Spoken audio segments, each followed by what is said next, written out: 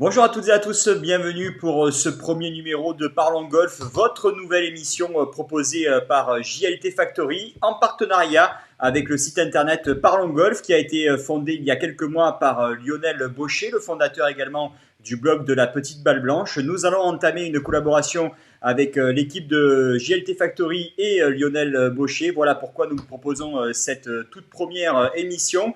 Tous les 15 jours, le mercredi à 21h, nous allons débattre avec certains acteurs de la filière golf des principaux points d'actualité de la filière. Et pour ce premier numéro, j'ai le plaisir d'accueillir trois intervenants majeurs de la filière golf. Nous allons accueillir Denis Fabre, le président de l'ADGF, l'Association des directeurs de golf de France, et également directeur du golf de Saint-Cloud. Éric Douanel, qui est le président de la PGA France. Et enfin, Aurélien Didier, qui est en charge de la relation avec les clubs de golf au sein de la Fédération française de golf. Bonjour messieurs. Bonjour. Bonjour, Bon. Bonjour Jean-Louis. Alors Bonjour, tout de suite, Jean-Louis. nous allons découvrir le sommaire de ce premier numéro de Parlons Golf.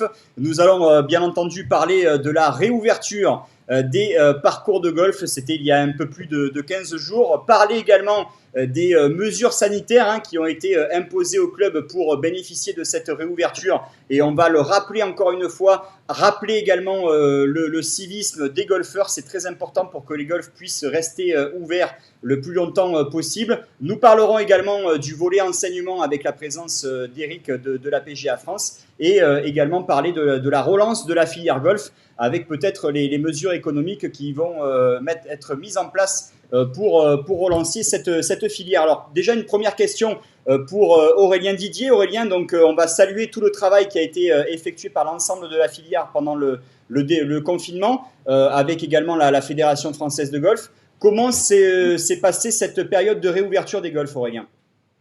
Écoutez, dans l'ensemble, sur l'ensemble du territoire, ça s'est plutôt bien passé, pour ne pas dire très bien passé. C'est vrai que le lundi 11 mai, sur le plan météorologique, malheureusement, ce n'était pas forcément au rendez-vous et plus particulièrement pour nos amis bordelais et landais.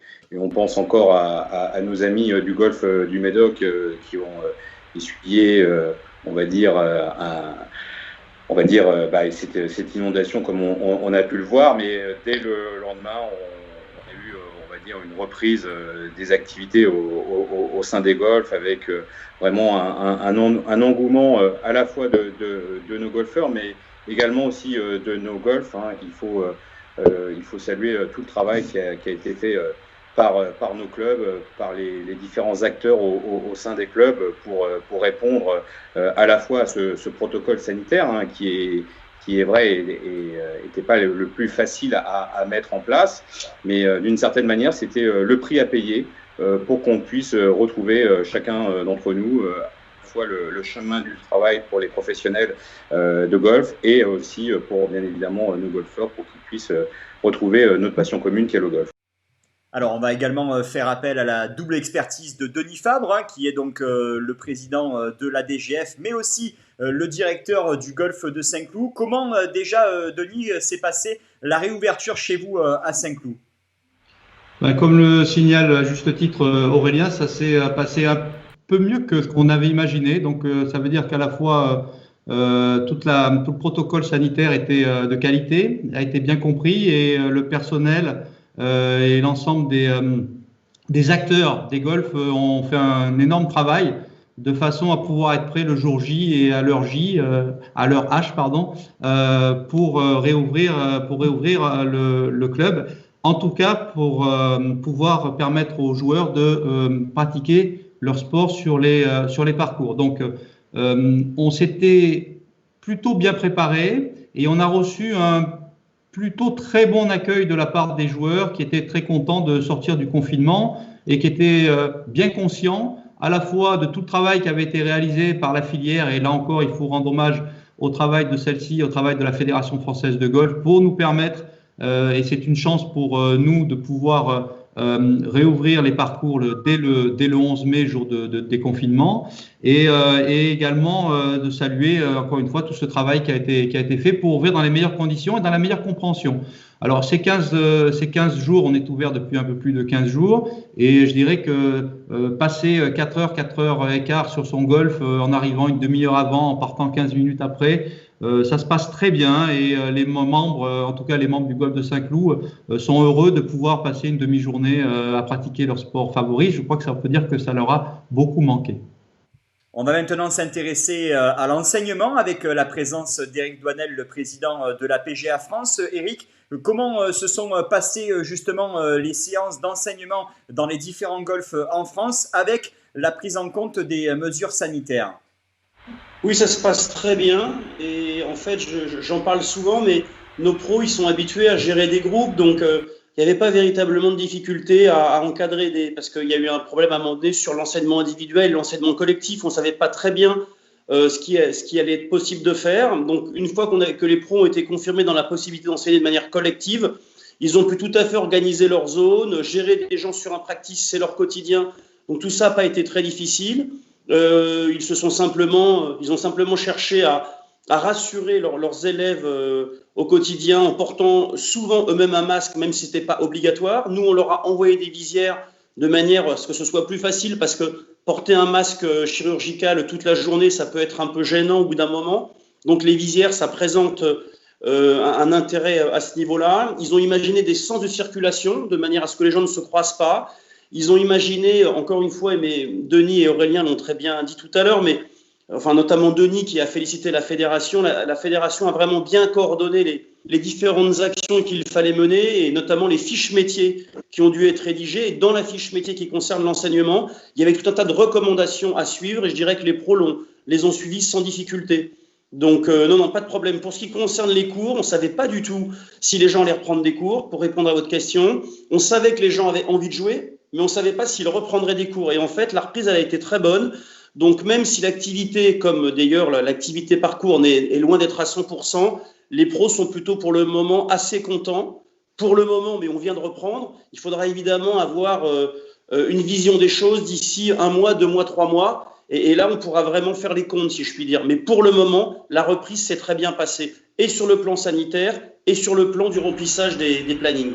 Alors on le sait, c'est une réelle chance aussi pour les golfs d'avoir pu réouvrir dès le 11 mai. On sait que d'autres sports n'ont pas eu cette opportunité. On pense notamment aux sports de contact comme le football ou le rugby. Et c'est vraiment important aussi, messieurs, que les golfeurs prennent conscience de la chance qu'ils ont de retrouver leur sport favori en priorité. Oui, tout à fait. Ça a été un travail au quotidien, on va dire tout au long du mois d'avril, avec nos différents groupements professionnels, pour être dans le premier wagon. Hein. C'est une expression qu'on a souvent utilisée, et c'était vraiment notre objectif, pour qu'on fasse partie de ces premiers sports, de ce sport activité de plein air individuelle. Là aussi, comme on a pu le voir fin avril, début mai, quand on pouvait voir des premiers protocoles sanitaires, voilà, il y avait tout cet exercice, on va dire, à la fois pédagogique et puis aussi d'argumentation auprès des pouvoirs publics, pour expliquer et démontrer que l'activité golf pouvait répondre à on va dire, aux attentes sanitaires du gouvernement à l'époque. Donc ça a été effectivement un très très grand travail. Et comme vous le soulignez très justement, il faut toujours le garder en tête, on a une chance dans le monde du sport de faire partie des premiers sports à pouvoir réouvrir, à pouvoir toujours continuer. Donc c'est pour ça aussi, peut-être qu'on l'abordera sur le respect de ce protocole sanitaire qui est très important. Et c'est aussi dans tous les échanges qu'on avait, entre autres avec Éric, avec les enseignants, avec Denis, avec les directeurs, c'était vraiment de trouver le bon équilibre entre on va dire les attentes sanitaires et aussi une réalité économique, parce que bien évidemment il fallait aussi un protocole sanitaire qui soit viable économiquement pour les différents acteurs dans le golf. Alors on le sait également, hein, on l'a vu sur les différents réseaux sociaux, il y a eu pas mal de gestes d'incivilité de la part de quelques énergumènes golfeurs, j'ai envie de les appeler comme ça, qui ont fleuri sur les réseaux sociaux et sur certains parcours en France. Il faut là aussi, messieurs, bien rappeler la prise en compte obligatoire des mesures sanitaires et surtout donc essayer de faire cesser au plus vite ces mesures d'incivilité parce que les golfs ont vraiment besoin aussi du respect de ces mesures par tous les golfeurs pour rester ouverts pendant ces prochaines semaines. Je crois qu'on a tous été très acteurs de ce message qu'il fallait faire passer et communiquer auprès des joueurs. C'est une condition sine qua non de la poursuite de notre activité. Il faut qu'on soit hyper prudent et très appliqué sur les règles et le respect des règles sanitaires qui ont été mises en place.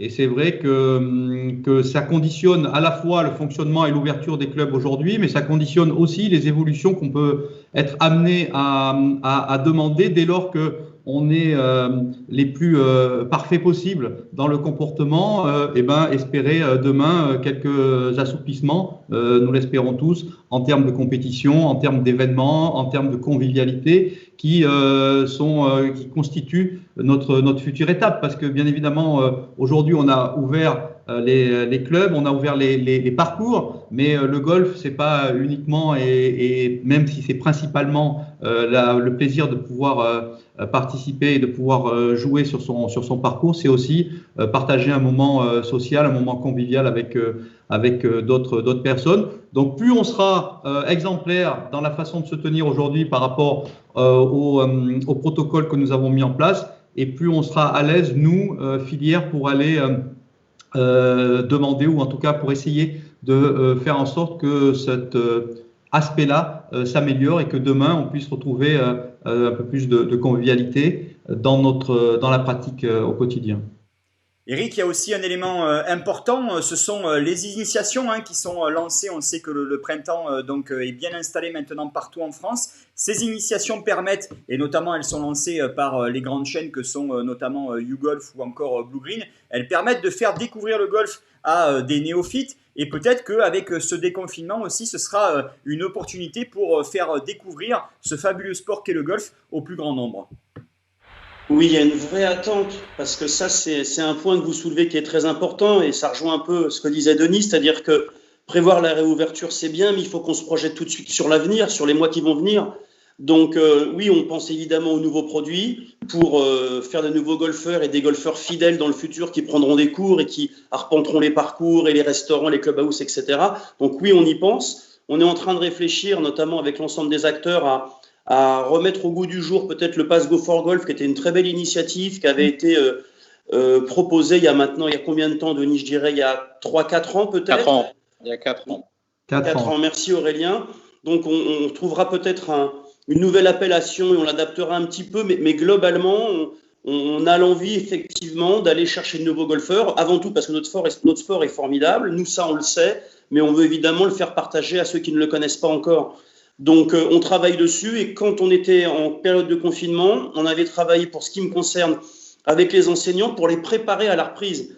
Puisqu'on leur avait dit, puisqu'on est confiné pendant 2 mois, qu'est-ce qu'on peut faire pour préparer la reprise? Et dans qu'est-ce qu'on peut faire, il y avait la formation continue qu'ils ont suivie avec beaucoup d'enthousiasme, de sérieux, et c'est là qu'on voit que c'est une population, les profs de golf, de gens passionnés, mais il y avait aussi la préparation de nos nouveaux produits pour justement trouver des choses qui peuvent plaire aux élèves, aux futurs élèves. Et je pensais notamment, parce qu'à l'époque, on ne savait absolument pas si on aurait le droit au cours collectif, on était en train de réfléchir justement à proposer des choses sur le parcours, parce qu'on ne savait pas à ce moment-là, par exemple, si les pratiques seraient ouvertes. Alors depuis, on a pu fonctionner de manière tout à fait normale, et je dois dire, pour terminer sur ce sujet, que en ce qui concerne l'enseignement, on n'est vraiment pas impacté. Les cours collectifs ont lieu, les cours individuels ont lieu, les cours sur le parcours peuvent avoir lieu, donc en ce qui nous concerne, et à la différence des restaurateurs, qui malheureusement ne peuvent pas ouvrir, et j'ai une pensée pour eux, les pros de golf, je dirais, c'est pour ça que je disais, on fait plutôt une bonne rentrée, quoi. Alors, il y a aussi un élément important, messieurs, hein, c'est la réouverture des restaurants et aussi des clubhouses. On sait que pour l'instant, ils sont fermés. Aurélien, est-ce que vous avez un petit peu plus d'infos au sujet de ces réouvertures éventuelles dans les prochains jours? Alors aujourd'hui, au moment où on se parle, clairement on est en attente des annonces gouvernementales.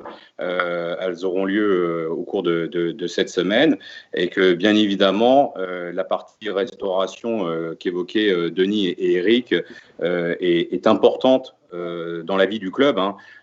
C'était aussi une étude qu'on avait menée l'année dernière où la dimension restauration on va dire, pèse, si on peut le dire ainsi, dans l'expérience client du golfeur et également aussi dans la convivialité. Donc, clairement, aujourd'hui, on est en attente de ces annonces-là et que, bien évidemment, selon les annonces, on saisira toutes les opportunités possibles dans l'intérêt de nos clubs. Ensuite, pour revenir sur les propos d'Eric et de Denis sur la partie développement, là aussi, comme vous avez pu le voir, on va dire, les jours qui ont suivi la réouverture de nos clubs, la fédération, on a mené une campagne de communication qui est la campagne Sortez, voilà, parce qu'on essaye aussi au maximum, on va dire, de saisir l'opportunité pour l'ensemble des sportifs et malheureusement peut-être pour certains qui ne peuvent pas encore pratiquer pleinement leur sport, peut-être de découvrir un autre sport et bien évidemment le golf. Voilà, on avait encore une réunion cet après-midi avec nos groupements professionnels sur la dimension sport santé, la dimension nature, donc environnementale, où là aussi on a beaucoup de travaux qui sont avancés avec nos groupements professionnels et plus particulièrement avec la greffe. On a beaucoup d'atouts à faire jouer. Donc clairement, là, dans les prochaines semaines, on va continuer à travailler de manière solidaire avec nos groupements professionnels pour, comme le disait très bien Eric, développer au maximum le nombre de nouveaux golfeurs. Voilà, il ne faut pas se mentir, sur les dernières années, la création de nouveaux golfeurs était en baisse. Et je veux dire, dans cette période très difficile, on a peut-être l'opportunité, c'est pas peut-être, on a l'opportunité de saisir une occasion pour faire valoir les valeurs de notre sport et donc effectivement de travailler sur le développement et là aussi par rapport à ceux qui nous écoutent et entre autres les golfeurs qui n'hésitent pas aussi à peut-être se renseigner auprès de leur golf pour savoir s'ils organisent des initiations, de se rapprocher de leurs enseignants et peut-être de faire découvrir leur sport, leur passion à leur famille, à leurs amis, à leurs voisins. C'est aussi comme cela qu'on arrivera aussi collectivement à développer notre sport. Le golf véhicule également des valeurs qui sont très importantes. On pense notamment au sport santé ou à la biodiversité. Denis, est-ce que ce ne serait pas aussi justement l'occasion de mettre en avant un petit peu ces différents aspects pour inciter aussi plus de personnes à découvrir le golf ? En tout cas, ce que je ressens au niveau de l'association des directeurs de golf de France, c'est nous avons beaucoup d'atouts d'une manière générale. Voilà, et vous les avez signalé, Eric et Aurélien également, la notion de santé, la notion d'environnement, la notion de nature, la notion de bien-être, la notion de fête et de se retrouver autour d'une pratique sportive. On a vraiment tous ces atouts à mettre en place et à faire valoir. On a besoin d'ambassadeurs. On n'a pas parlé, mais il faut qu'on évoque l'aspect touristique. On espère on espère que les Français étant pour la plupart contraints à passer leurs vacances d'été en France, ils iront visiter nos structures et faire en sorte de découvrir cette activité qu'ils ne connaissent peut-être pas. Et en tout état de cause, nous, on sait qu'au travers de la qualité de l'enseignement et de la qualité de nos personnels d'accueil, on sait qu'on est en capacité de pouvoir les accueillir de la meilleure des façons et faire en sorte que chacun puisse aimer et partager ce sport magnifique. On va maintenant évoquer le volet des compétitions qui sont interdites pour l'instant. Eric, est-ce que vous avez du nouveau à ce sujet de votre côté ? Oui, alors ça pour les compétitions, c'est plutôt Aurélien qui vous répondra, mais pour le moment, les informations sur les compétitions ne sont pas nécessairement celles que vous attendez. Donc je pense qu'Aurélien, tu peux amener une précision sur ce sujet ? Oui, alors effectivement sur la dimension compétition et plus particulièrement compétition peut-être de club, aujourd'hui surtout ce qui est proscrit, c'est vraiment l'organisation d'événements sportifs. Ensuite, dans la pratique compétitive en elle-même et plus particulièrement sur le tour compétitif, c'est possible, bien évidemment en respectant l'ensemble des règles sanitaires, comme on a pu l'évoquer déjà précédemment, la possibilité de faire des cartes de classement avec l'extra des scores, ou aussi encore dernièrement avec l'arrivée de la nouvelle application Caddy, où vous avez la possibilité également de faire des compétitions. Et de même, là aussi, clairement, dans les attentes des prochaines annonces gouvernementales. Bien évidemment, si la dimension restauration évolue, donc potentiellement aussi la dimension regroupement, parce que comme vous pouvez le voir aussi sur nos différents supports, et ce qui est demandé dans le protocole sanitaire, c'est d'éviter tout regroupement de plus de 10 personnes. Donc là aussi, il y a peut-être cet indicateur-là qui va peut-être varier dans les prochains jours, les prochaines semaines, et que bien évidemment, sur cet aspect compétition et de regroupement de plus de 10 personnes, il y aura des opportunités à saisir.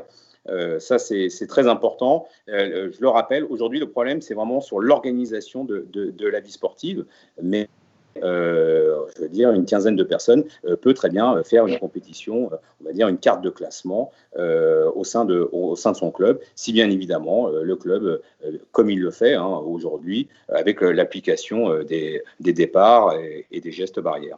On n'a pas évoqué, mais comme point de satisfaction, il y a le rythme de jeu. Enfin, moi, j'ai vraiment observé que les membres, en tout cas les joueurs, avaient tendance à jouer plus rapidement parce que se donner les putts. Donc, on est rentré dans un contexte plus convivial et finalement, on a retrouvé ce plaisir de jouer plus rapidement. Et ça, c'est essentiel.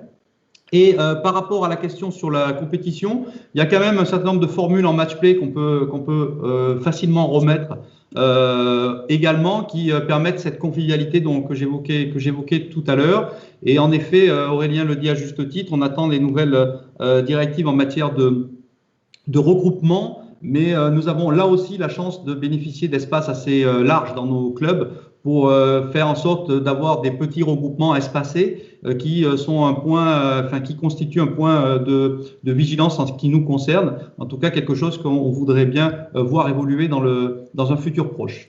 On le sait, lors du déconfinement, il y a eu dans le même temps le lancement de l'application Caddy, qui est le véritable assistant numérique du golfeur, qui a été lancé. Donc cette application a été lancée par la Fédération française de golf. Aurélien, est-ce que vous êtes satisfait du lancement de cette application Caddy ?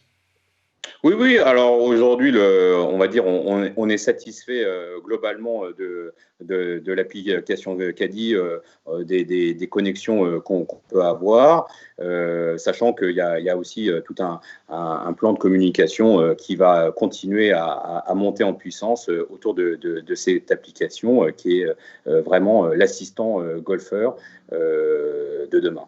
Cette première émission Parlons Golf touche à sa fin. Messieurs, une dernière question avant de se quitter. Est-ce que vous êtes confiants concernant la relance de la filière golf ? On va commencer par Éric Douanel. Oui. Non seulement je suis confiant, mais je dirais qu'on n'a pas tellement le choix. Donc de toute façon, le confinement nous aura permis de mieux travailler ensemble. On avait déjà, avec mes collègues ici présents, d'excellentes relations, mais on a eu l'occasion, là, sur le sujet Covid, de mettre à l'épreuve notre capacité à réagir vite. Alors les moyens nouveaux comme celui qu'on utilise aujourd'hui nous ont été évidemment absolument indispensables, mais on a réussi à travailler ensemble. Je crois qu'on l'a fait vraiment le mieux possible, extrêmement bien aidé par la fédération qui était très efficace. Donc oui, je suis confiant, mais je pense qu'il faut qu'on continue. Il faut regarder devant nous, donc on a encore du travail, on a encore du pain sur la planche. Denis, est-ce que vous êtes confiant également ? Toujours un peu moins confiant que Eric, mais ça fait 30 ans que ça dure, donc c'est normal.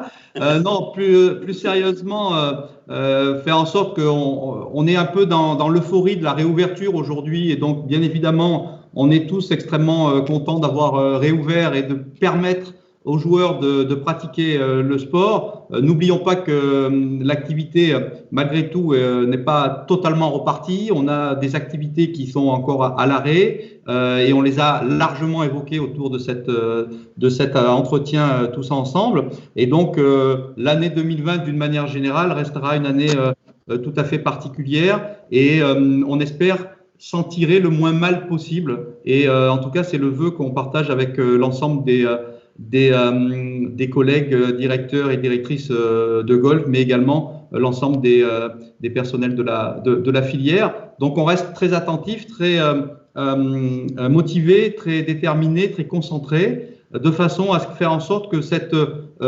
difficulté, cette année particulière soit la moins dramatique possible, de façon à ce qu'on puisse repartir sur de bonnes bases en 2021. Voilà. Enfin, Aurélien, est-ce que vous êtes aussi confiant que Denis et Eric en vue de la relance de cette filière golf?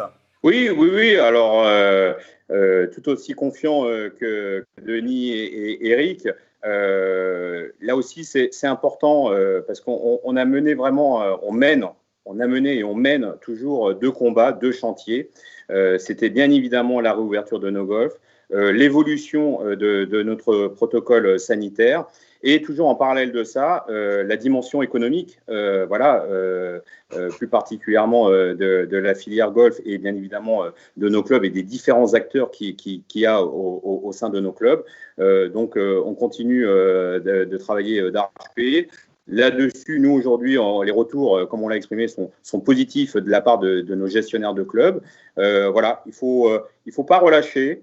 Il faut, je pense, continuer à insuffler cette solidarité collective à la fois de nos clubs et aussi de nos golfeurs. Le chemin est encore long. Comme l'a dit très justement Eric, il faut regarder devant. On fera le maximum, on se donnera les moyens pour réussir. Et également aussi un petit peu, comme on l'a pu évoquer tout à l'heure, entre autres sur le développement de notre sport, il y a peut-être aussi, à travers ce nouveau virage, des opportunités, des innovations à apporter aussi dans nos modes de pratique, dans la gestion de nos clubs. On en parle régulièrement, que ça avec Denis, avec Eric, avec Laurent Boissonnat, président du GEGF, et Patrick Farman, président du GFGA. Voilà, il y a vraiment aussi une opportunité pour construire le golf de demain. Donc, très positif et beaucoup de chantiers encore à bâtir. Voilà, c'est la fin de ce premier numéro de Parlons Golf. Merci à toutes et à tous d'avoir été avec nous et un grand merci à nos 3 intervenants pour leur présence lors de cette première. Merci beaucoup encore une fois Denis, Eric et Aurélien. À très bientôt. Vous pouvez, vous qui nous avez suivis, partager, liker et surtout commenter cette émission avec notamment le hashtag Parlons Golf. On vous donne rendez-vous maintenant le mercredi 10 juin à 21h sur les réseaux sociaux, notamment Facebook et LinkedIn, pour ce numéro 2 de Parlons Golf by JLT Factory. À très bientôt, messieurs. Bonne soirée. Salut. Merci beaucoup, Jean-Louis. Au revoir. Merci beaucoup, Jean-Louis. Bye. Bye.